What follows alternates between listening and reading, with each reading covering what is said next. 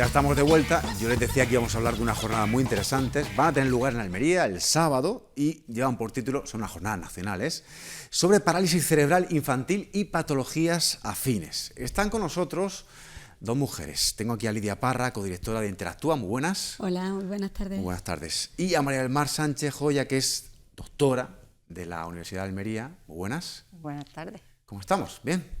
Muy bien. Aquí estamos muy bien.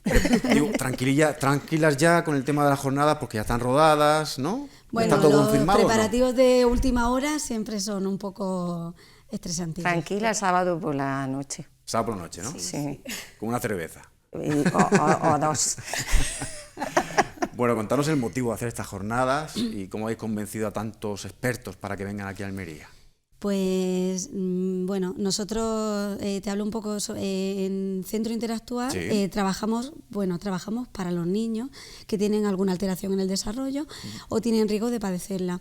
Un colectivo muy importante al que nosotros nos dedicamos es a los niños con parálisis cerebral o patologías afines. Como buenas fisioterapeutas, pues, trabajamos sobre todo pues, en el área del movimiento, pero entender el movimiento también hacia el aprendizaje. Entonces, ¿qué es lo que ocurre? Que los niños con parálisis cerebral, hay más del 50% de los niños pues tienen trastornos ortopédicos. Eso significa que, dado a su patología, pues pueden sufrir escoliosis, luxaciones de cadera, diferentes deformidades, ¿vale? Que afectan a su salud y también afectan a su aprendizaje. Entonces, pues claro, la idea también de hacer esta jornada, ya hace 2 años hicimos una sobre alteraciones de la marcha, y ahora pues queremos meternos un poquito más en los tratamientos quirúrgicos, y es pues por aprender un poco más de todo este tema que nosotros hemos tenido este año. Hemos tenido 11 intervenciones de niños. 11 intervenciones. Sí, entonces pues tenemos un protocolo muy elaborado de un preoperatorio y de un posoperatorio. Entonces ya estuvimos, nosotras llamamos siempre a la puerta de todos los doctores que nos quieran aceptar. Hicimos una de las cirugías, la hicimos con uno de los niños y nos invitaron a quirófano. Y entonces pues empezamos a establecer unos lazos un poquillo más estrechos pues con los ponentes que van a venir. Ajá. Y esa fue, digamos, la idea principal. El germen, ¿no? Ahí se empezó a... Todo surge en un quirófano, ¿no? Podemos decir, ¿no? Sí, es verdad. Estuvimos allí hablando con ellos y viendo cómo hace la cirugía, y yo quería aprender más también. Y bueno, el ansia de saber y de hacer mejor las cosas, pues también lo que dijimos, oye, pues, ¿por qué no venís? Que también estamos, pues, aquí en Almería, pues también necesitamos trabajar cada vez más la parte específica y hacernos más especialistas de una determinada o de determinadas patologías. Y nada, ellos, la verdad es que encantados. Nos costó un poquillo hacer la fecha, pero en cuanto nos pusimos de acuerdo, pues nada, ellos encantados de venir, la verdad. Se realiza en la Universidad de Almería. ¿Y quién viene? Contanos algunos de ellos, ¿quién son? Bueno, hay que decir que ellos también quieren aprender de nosotros. Es decir, que lo importante cuando hablamos de tratamiento interdisciplina es que, por suerte o por desgracia, estos niños tienen tratamientos en los que entran muchos profesionales. Y bueno, este año hemos querido centrarlo en el tratamiento quirúrgico, pero normalmente pues, hay otro tipo de profesionales que trabajamos juntos y que intentamos llevar al niño para adelante. La Universidad de Almería, desde la Facultad de las Ciencias de la Salud, y pues siempre procura hacer diferentes actos que puedan favorecer a esta población, a la población en salud. No solo a la patológica, sino también a la normal, pero en este caso tenemos niños con problemas y es muy sensible a ello, desde nosotras que somos profesoras, o desde yo que soy profesora, hasta el decano que está muy pendiente también de todos estos problemas. Y bueno, también nos está ayudando un poco el vicerrectorado de sostenibilidad, de deporte y de vida saludable. Es decir, que la Universidad de Almería quiere también hacia afuera trabajar, y eso es muy importante. No se aprende para que vivamos, para que hagamos las cosas en la universidad, se aprende para mejorar la vida de los niños, en este caso, de nuestros niños con parálisis cerebral. Ajá. Yo preguntaba por los ponentes, los doctores que vienen. ¿Hacéis alguna Sí, relación de quién son, sí, más o sí, menos? por supuesto. Mira, ahora mismo Ortopediátrica es un centro que trabaja ya con estos doctores, ¿no? Bueno, ellos son los de Ortopediátrica. Entonces, está David Farrington, que es licenciado en Medicina, en Traumatología y cirujano ortopeda, y también es el presidente de la Sociedad de Ortopedia Pediátrica. Ajá. Está José Francisco Lirola, que es de aquí, de nuestra tierra, que es de Dalías, que también es médico, es traumatólogo y cirujano. José Manuel Martínez, que también es médico, cirujano y traumatólogo. También quiero señalar que tanto el doctor Lirola como el doctor José Manuel son fisioterapeutas de base. Entonces es verdad que también pues nos dan una vidilla diferente, ¿verdad, María del Mar? Sí. Y luego tenemos a Pilar Martín Rubio, que es profesora de la Universidad de la ONCE, de allí de Madrid, y Marisa Fronteras, que es tutora BOVA senior. Ajá. Pilar Martín, nos ha faltado decir que Pilar Martín es especialista en los tratamientos ortopédicos LMTY, que es una forma de trabajar desde la fisioterapia, que tiene bastante evidencia científica y por eso también la teníamos que traer. Ajá. ¿Podéis explicarnos un poco el concepto ese, exactamente? El concepto LMTY lo creó hace ya bastantes años el doctor LMTY, se basaba un poco también en todos los conocimientos que había de la época. Y lo que tiene más evidencia este concepto es en el tratamiento postural de los niños que tienen parálisis cerebral o que tienen problemas ortopédicos. Y, por ejemplo, pues cómo hay que ponerlos de pie, cómo hay que ponerlos sentados para que no se deformen. Porque el problema que estamos tratando en esta jornada, sobre todo, es el problema de las deformidades de niños que no se mueven bien, que no se posicionan bien, y entonces al final su cuerpo produce una serie de deformidades que es importante saber tratarlas y saber llevarlas lo mejor posible para que no, para causarles el menos daño posible a estos niños y que puedan vivir de una manera pues, mejor y más saludable. Con más calidad de vida. Sí. Claro, igual que también Marisa Fronteras, ya es tutora BOVA senior, y el concepto BOVA también trabaja desde ese punto de vista, en lo que es la importancia de la facilitación del movimiento en el día a día del niño, en la alineación, en el tratamiento postural también, de cara al aprendizaje y a la participación del niño que tenga en el entorno. Entonces, ambos métodos, pues es verdad que yo creo que porque dentro de estas jornadas pues tienen una cabida importante. Ajá. Estamos viendo ahora mismo, por ejemplo, el cartel y el programa también de estas jornadas nacionales. Sí. Fíjate, perdona que te interrumpa, digo, es que la primera mesa es verdad que nosotras lo vimos, la importancia también de crear una rutina en la primera mesa, desde cómo es la historia del niño, la historia natural del niño, qué es lo que ocurre, luego cómo se valora al niño, la importancia del movimiento, la importancia del tratamiento postural, la importancia de la médico rehabilitadora, ¿vale? Que en este caso también aprovecho para decir que nos ha faltado Mercedes Guardia, que ella es médico rehabilitadora del complejo hospitalario de Torre Cárdenas. Sí.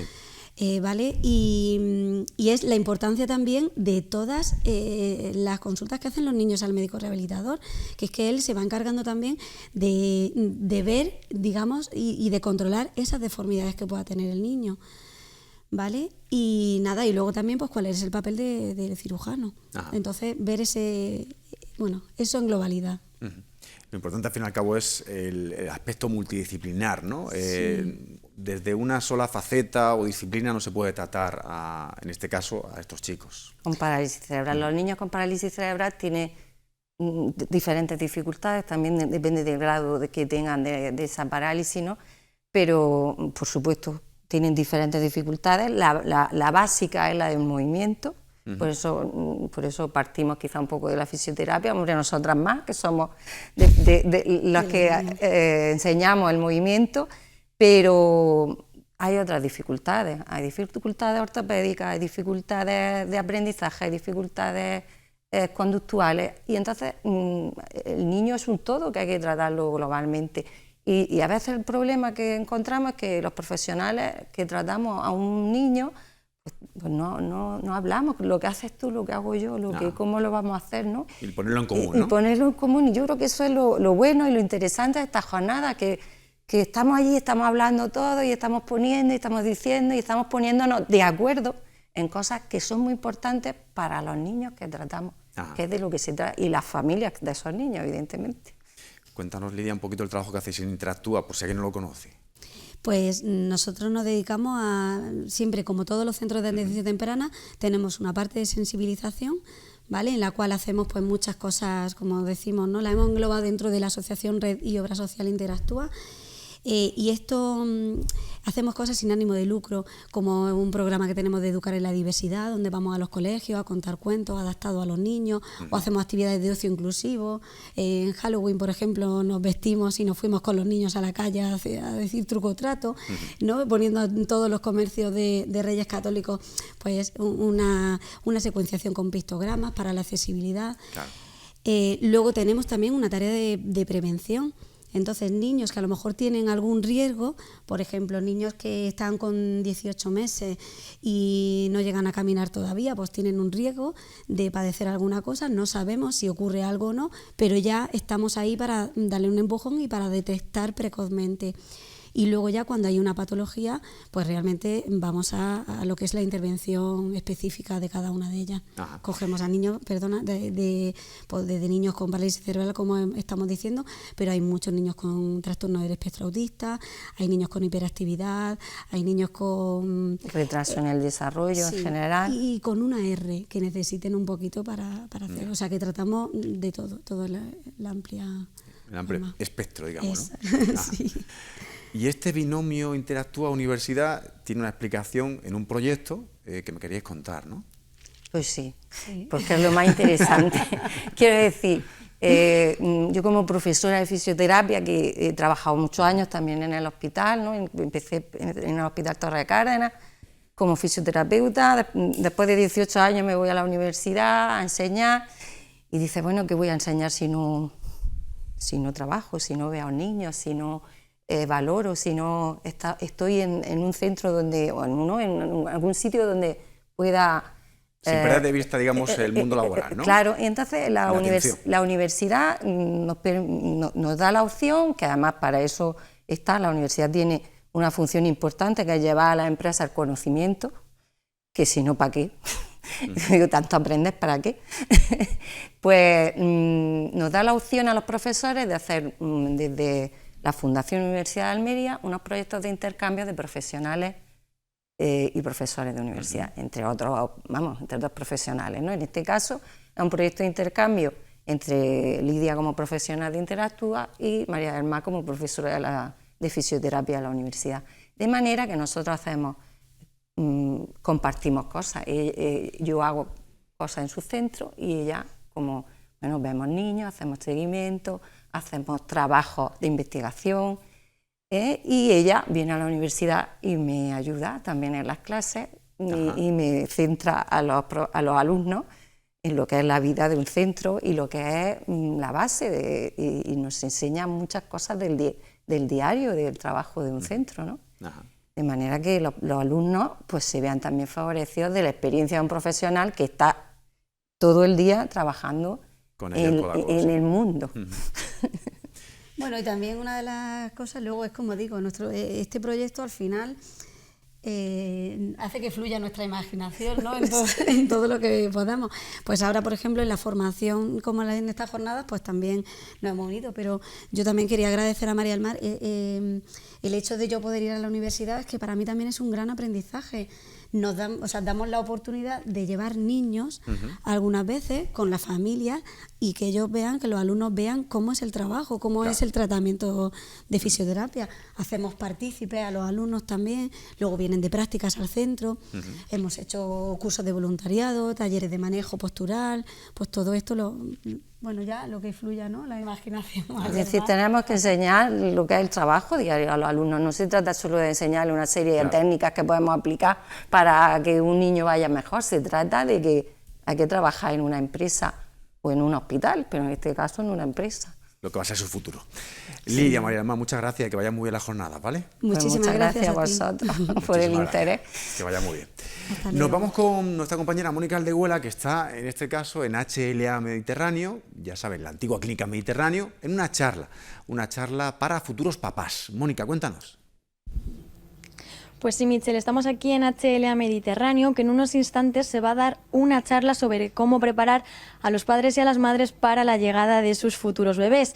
Y estamos con Juan Carlos, que es matrona y nos va a contar un poco cómo se va a desarrollar esta charla. Buenas tardes, Juan Carlos. Hola, buenas tardes. Pues nada, como tenemos citado hoy aquí a las mujeres y el objetivo de la charla pues es explicarle un poco las ventajas que tiene el hospital, HLA, con respecto al parto y lo que le podemos ofrecer de ventaja, ¿no?, con respecto a otros hospitales, y luego vamos a intentar resolver pues dudas que se le plantean a las mujeres relacionadas con el embarazo, con el parto y el posparto. ¿Cuál crees que son esas dudas que más se plantean las mujeres? Son muchas. Ya llegado sobre todo al final del embarazo, en un embarazo a término, pues se plantean qué es lo que tengo que llevar, cuándo debo ir al hospital, me han hablado de la epidural, sí, epidural no, qué otros métodos analgésicos hay, qué pasa en el día después, problemas con el pecho de lactancia, el recién nacido que no llora. Son muchas las dudas que surgen y vamos a intentar explicar la mayor parte de ellas. Pues adelántanos un poco, epidural sí, epidural no, ¿qué otros métodos se utilizan? Bueno, la técnica analgésica por excelencia es la epidural. La más efectiva para el parto es la epidural, ¿vale? Tenemos otras opciones como el óxido nitroso, el cambio de postura, de ambulación y demás que pueden ayudar, pero la más efectiva en el parto es la epidural, ¿vale? Epidural sí o epidural no. Para la gente que trabajamos aquí en el día a día, os sigo diciendo que es la más efectiva y hay que valorar cada caso, ¿no? Yo he tenido mujeres que se me han arrodillado por favor la epidural y no merecía la pena porque era un segundo o tercer parto, estaba con la dilatación prácticamente hecha y en ese caso no merece la pena. En cambio tenemos mujeres que a lo mejor hay que inducir el parto por el motivo que sea y empezamos desde cero y esas mujeres que son muy reacias a ponerse la epidural, hasta a veces intentamos convencerlas porque sabemos que son horas y horas y va a ser doloroso porque vamos en contra de natura, empezamos a romper bolsas, empezamos a poner oxitocina y lo normal es que duela. Entonces en ese caso pues le aconsejamos que se la ponga, que para eso está. Me hablaba también de las primeras semanas, del cuidado que hay que tener con los bebés. ¿Qué cuidado hay que tener con los bebés? Bueno, yo le voy a recomendar a la charla aquí en varios aspectos, ¿no? Ya seguiré los consejos de la Asociación Española de Pediatría, ¿vale?, que yo creo que es lo que vamos a trabajar un poco con evidencia. Y en esos cuidados pues nos habla, por ejemplo, del baño, de si bañarlo a diario, se puede esperar un día sí y otro día no. Los cuidados del cordón, por ejemplo, qué tipo, si hay que echarle algún antiséptico, si agua y jabón y dejarlo secar. Cosillas de alimentación, vamos a reforzar mucho la lactancia materna, que no cabe duda que es la mejor elección y vamos a seguir reforzándolo. Y problemas que puedan surgir, pues con el pecho, con problemas de episiotomía, de algún desgarro que pueda haber. Son muchas dudas y los loquios, el sangrado que hay después del parto, los entuertos, el dolor que hay después también, tipo contracción pero más reducido y vamos a intentar aclararle todo ese tipo de dudas. Pues muchas gracias, Juan Carlos. Nada, un placer. Nos hablabas del cordón umbilical y precisamente vamos a hablar de eso con Rebeca. Rebeca trabaja en Biocord, un banco que congela las células madre. Cuéntanos un poquito, Rebeca, ¿cómo es este proceso? Exacto, eso es. Biocord es un banco privado que se dedica a la conservación de las células madre del cordón umbilical. Entonces, lo que es importante que sepan las mamás es que durante el parto es el único momento en el que se pueden recoger estas preciadas células. Es una fuente muy rica en células madre y con estas células pues actualmente hay alrededor de 80 enfermedades que se pueden tratar. Son enfermedades derivadas del sistema sanguíneo y del sistema inmunológico. Por ejemplo, algunas enfermedades que ya se han tratado con estas células son algunos tipos de leucemias, algunos linfomas, neuroblastomas, anemias, etc. Y además también hay muchas investigaciones en curso. El proceso, cómo funciona, lo que hacemos es aproximadamente 2 meses antes del parto, siempre se les informa, es importante que también en la educación maternal les hablen sobre esto, porque como he dicho, el parto es el único momento. Una vez que ha nacido el bebé, ya no se pueden recoger. Entonces, lo que hacemos es aproximadamente 2 meses antes del parto, se les envía un kit de extracción, que lo tenemos por aquí, y con ese kit lo que tienen que hacer es, el día del parto, lo traen, se lo dan al equipo médico, les van a hacer la extracción y tras el nacimiento nos llaman para que gestionemos la recogida y ya las muestras se van a enviar al banco. Una vez que está en el banco de tejidos, en el banco de células madre, se va a procesar y si está todo bien, se criopreserva. Y ahí se van a quedar almacenadas durante al menos 30 años. ¿Hay mucha gente que congela el cordón umbilical de su bebé? Sí, cada vez se hace más. Pero sí que es cierto que pues hay mucha gente que todavía no lo conoce. Entonces, como decía, es importante que durante los meses de embarazo, bien en la educación maternal o por otra vía, se vayan informando. ¿Cuál es el precio de este proceso? Pues a partir de pueden acceder al servicio a partir de 1.600 euros aproximadamente. ¿Y la diferencia principal entre un banco público y un banco privado cuál es, Rebeca? Si guardas en un banco privado es un uso familiar. Ahí te aseguras que si tú necesitas la muestra en un futuro, esa muestra tú la tienes a tu disposición. Está a disposición inmediata y lo que es muy importante es la compatibilidad. A la hora de hacer un tratamiento, la tasa de éxito es mucho mayor si las muestras son de uno mismo o de un familiar que si son de un donante. Obviamente tiene que ser compatible, pero aún así la tasa de éxito siempre es más baja. Actualmente en España, para aquellos padres que quieran congelar el cordón umbilical de sus hijos, ¿cómo es el proceso? Lo que tendrían que hacer es contactar con Biocor, contactan con nosotros y nosotros ya le hacemos toda la gestión. Le tomamos los datos y les enviamos el kit a su domicilio. Vale, pues muchísimas gracias, Rebeca. Gracias a ti. Bueno, Michel, pues ya lo habéis escuchado, nosotros nos vamos ya porque esto va a comenzar y están aquí ya los padres y madres que quieren saber, bueno, pues todos esos truquitos para cuando nazca su bebé. Muchas gracias, Mónica, y por supuesto muchas gracias a tus invitados. Hablamos ahora de unas jornadas que tienen lugar mañana. Se llama Jornada de Experiencias Gastroemprendedoras, que organiza la Fundación CEPAIN.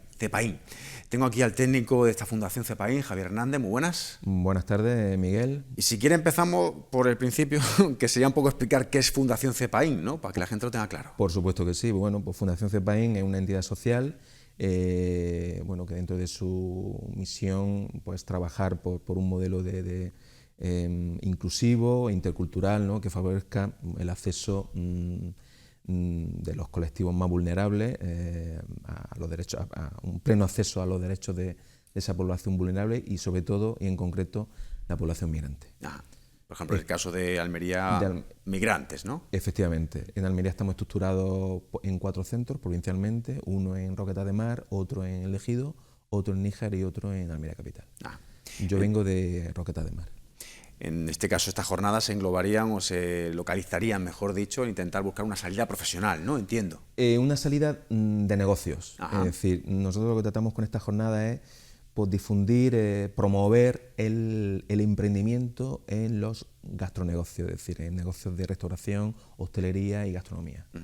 Un tema que está muy de actualidad, ya saben, Almería es capital gastronómica y hay muchos negocios que se dedican a esto, con lo cual supone que hay negocio, ¿no? Que hay un volumen. Totalmente. De hecho, nosotros tenemos que ser también, ¿no? Como yo llamo, ¿no? Oportunistas estratégicos y abrazar esa causa gastronómica y dentro de esta humilde dimensión, pues bueno, contribuir a eso, contribuir también a crear redes de colaboración entre empresariado y emprendedores autóctonos dentro del gastrosector y los emprendedores y empresarios inmigrantes o étnicos y también colaborar también en promover Roquetas de Mar en este caso como destino gastroturístico. ¿Dónde es la jornada, mejor dicho? Pues la jornada es en nuestro centro territorial, ubicado en la avenida Juan Bonachero, número 36, Roquetas de Mar. Y bueno, un espacio de encuentro, de reflexión, de debate, con cuatro ponencias muy interesantes, con distinto enfoque, un enfoque más público, es decir, cómo la administración local promueve e impulsa el gastroemprendimiento, en este caso en concreto el Ayuntamiento de Roquetas, con un proyecto llamado Roquetas Gastronómica, lo va a presentar el creador y director del proyecto. Y aparte Roquetas lleva muchísimo trabajando en este tema. Efectivamente, o sea, Roquetas de Mar sería, después de Almería, sería uno de los destinos que más potencial tiene, por la materia prima que tiene, la materia hortofrutícola y la pesquera. O sea, que tiene ahí una base tremenda. Y tiene turistas, así exacto, que... o sea, que tiene turistas, pues estamos en el sitio ideal para colaborar con ellos. Y luego hablamos, por ejemplo, también de restauración étnica, es la segunda conferencia, o ponencia, mejor dicho. Efectivamente, pues bueno, pues dado el colectivo con el que nosotros trabajamos y dado que también pretendemos poner en valor la economía étnica, el impacto que tiene la economía étnica. Tú date cuenta que 1 de cada 2 nuevas altas de autónomos corresponden a personas inmigrantes.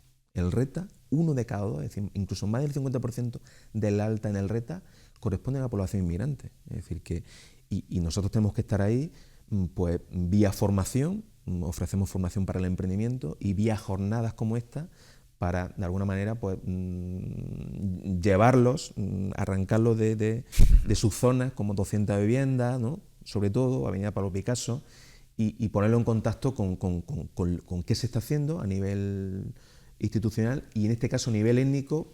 El paradigma para nosotros de lo que es un negocio de restauración étnica es el restaurante Marjaba, que de gastronomía fusión. En Almería. Exacto, está en Almería, yo lo recomiendo, regentado por Anas Hadri, y bueno, mezcla pues comida árabe con la mediterránea. O sea, que, sí, y una comida que está buenísima. Espectacular, o sea, top.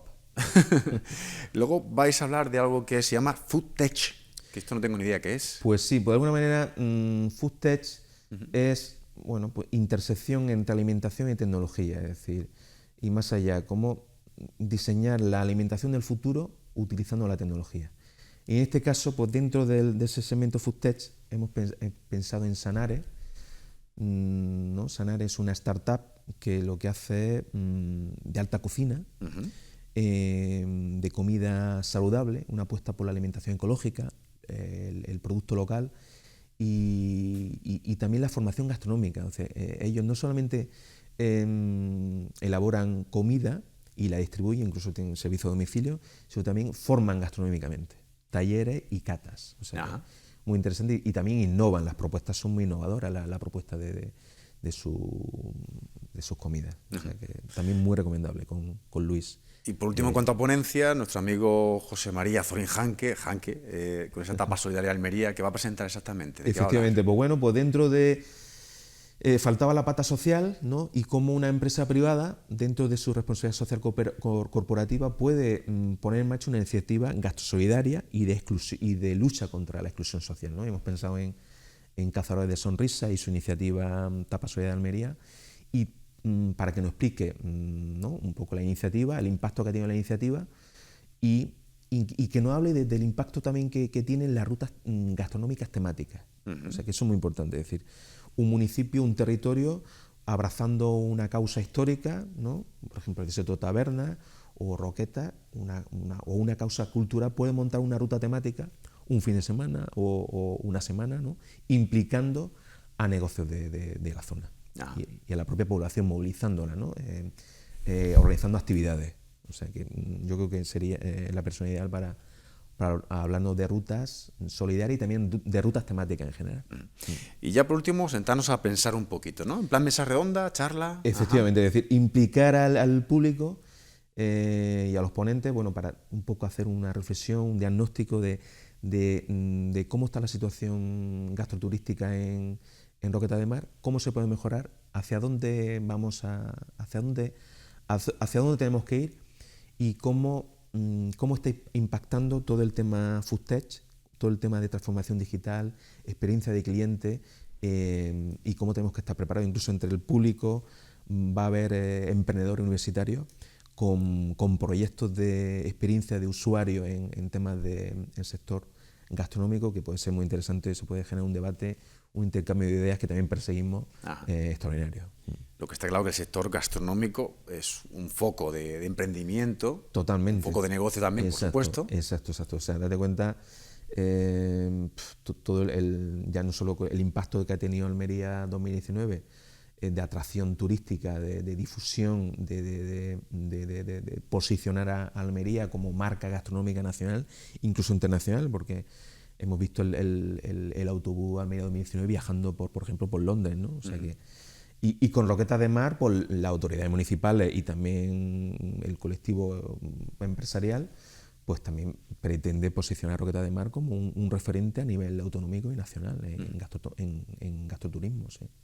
Sin duda, aparte, la sociedad española, ya no almeriense, valora tanto la gastronomía que se convierte en una especie de obligación, ¿no? Que sea un cupo de negocio, un nicho de mercado. Totalmente. De hecho, date cuenta ahora con todo el tema de la concienciación por la alimentación saludable. Es decir, se está creando ya, incluso las empresas hortofrutícolas están desarrollando campañas tremendas de educación en alimentación saludable en los colegios. Se está creando ya una cantera de consumidores saludables